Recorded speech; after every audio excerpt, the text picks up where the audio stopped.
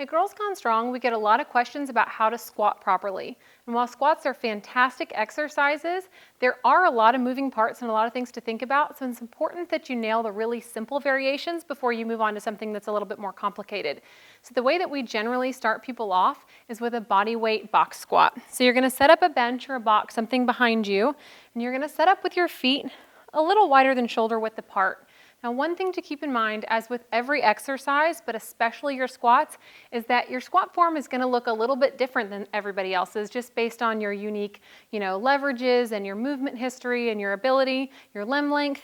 But in general, starting with your feet a little wider than shoulder width apart and toes turned out slightly is going to work really well for most women. Now, a lot of girls that we've seen who have maybe been taught to lift by their boyfriends who are power lifters or something, we see them starting with their stance really, really wide and their toes turned out a lot. Now, while this squat stance works for certain people in certain instances, for example, power lifters, for general population, women who just want to look good and feel good, we find that a more moderate stance makes a little bit more sense.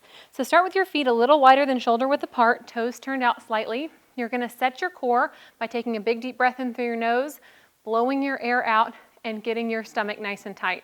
Then you're going to breathe in again to help stabilize your core. So that's going to look something like this. Big breath in, blow your air out and get your rib cage down. Get the core nice and braced. Fill up with air, and then you're ready to squat. This is what helps stabilize your spine throughout the squat. Now, we like having the bench or the box behind you because it teaches women to sit back into their hips. A lot of women, if they come from, a dance background or if they're really quad dominant, then we'll find that they either try to plie down into their squat or they get pulled forward because they're more quad dominant when they really need to be sitting back into their hips. So that's what that's for. So big breath in, blow your air out. Fill up with air. I generally put my hands right here because eventually you'll hold a kettlebell here. Drive your knees out and sit back into your hips. You're going to sit all the way onto the box or the bench, but you're not going to relax. You're just going to put your weight on there. You're going to brace your core, and you're going to stand up. Now, you'll have a little bit more of a forward lean on a box squat than you would a free squat, and that's okay. You'll especially have more of a forward lean if you're like me and your torso is really short and your legs are really long. So I'm going to demonstrate this again. Big deep breath in, blow my air out, set the rib cage, brace my core, breathe in again, fill up circumferentially, sit back and drive my knees out, and then brace my core and stand up.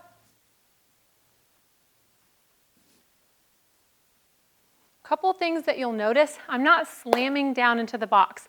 That's really important, especially if you end up box squatting with weight on your back. The last thing you need is to slam all of your weight down into the box. I'm keeping it under control by keeping my core nice and tight. I'm going to show you again. Big breath in, blow your air out, breathe in again, and sit back. You'll notice I'm driving my knees out. A lot of women, especially if their maybe glutes are a little bit weak or their hips are weak, have a tendency to let their knees cave. Drive the knees out, brace the core, and stand up. And again, we find that this stance works really well for women who just want to look good, feel healthy and strong. When it comes to bracing the core, now when you're doing a body weight squat, it's not that important to be super, super tense, because you want to reserve that for times when you're lifting really heavy weight. But if you haven't gotten used to bracing your core before, then starting to brace a little bit harder on this exercise is totally fine, and eventually keeping that core nice and tight will come a little bit more naturally. But again, you generally want to reserve the really hard brace for when you're using a lot of weight. Now I'm going to show you what this looks like from the side. So get my stance set up, set my core, sit back. You'll notice I've got a little bit of a forward lean, brace my core, and stand up. One thing that's really important is that you don't want to let your butt tuck under and then fling yourself up off the bench. You'll see a lot of women sit back, tuck their butt under, and then fling themselves up like this. Okay, that's not what you want to do. You want to keep this nice and braced the whole time. Sit back, stay nice and tight, and stand up. The other thing that's really different about a box squat that people need to keep in mind is there's a difference between a box squat and a squat to box. A box squat is where you actually put your weight on the box, where a squat to box is where you just tap it with your butt to kind of gauge depth. So this is a squat to box. And this is a box squat.